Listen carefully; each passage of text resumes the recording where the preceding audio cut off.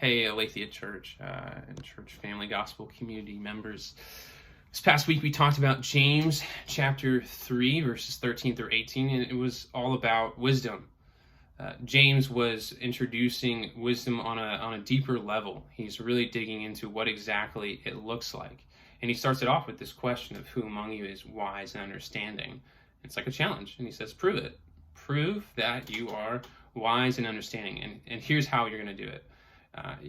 There's two main ways. He talks about meekness first, but then he also goes into these two subcategories where he says, these are the things to avoid, and these are the things that you should pursue if you are to be wise. The things to avoid are worldly wisdom. It's bitter jealousy, selfish ambition, and these things lead to chaos and ruin and destruction in our lives. And then he says the things to actually pursue, which is purity, peace, gentleness, being open to reason, being merciful, all these different things. That is what true wisdom is all about.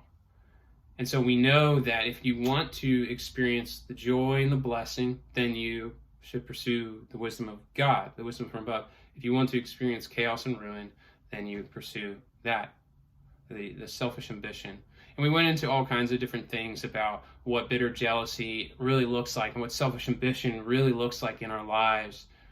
And then as we transitioned into the next section about what wisdom truly looks like, we talked about the things that, as we discipline or as we are wronged by other people, that we should act in mercy and gentleness and not being disharmonious with others, but instead seeking peace in everything that we do.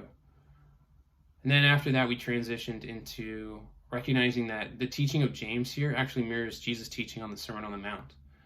And that from that teaching, really, James is describing Jesus himself, that Jesus is the epitome of wisdom, that everything that he describes in that passage is Jesus himself. It perfectly describes Jesus. And so we unpacked how Jesus manifests these things, how Jesus is all of these things, how he is pure, how he is peaceable, how he is gentle, how he is open to reason and merciful and impartial and sincere and full of good works. He is all of these things.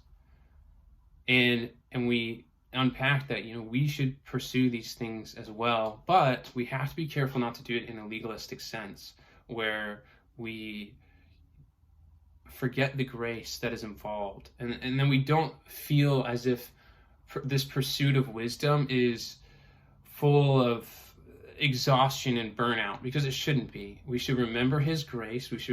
When we fail, we think about that. We think about his grace being bigger than our sin, and we can move on from it and strive for the next time to do what God has called us to do. And then the other component is love should compel us. Our love for Jesus as we grow and know him as our Savior and our King, as the one who embodies all these things. As we grow in love with him, we should be inspired by that and want to do the things that wisdom calls us to do and calls us to be, and act in the way that wisdom calls us to act. And so we mentioned that love is what's going to compel us to do all of these things, that we have to grow in our affection for Jesus, or else it will become exhausting.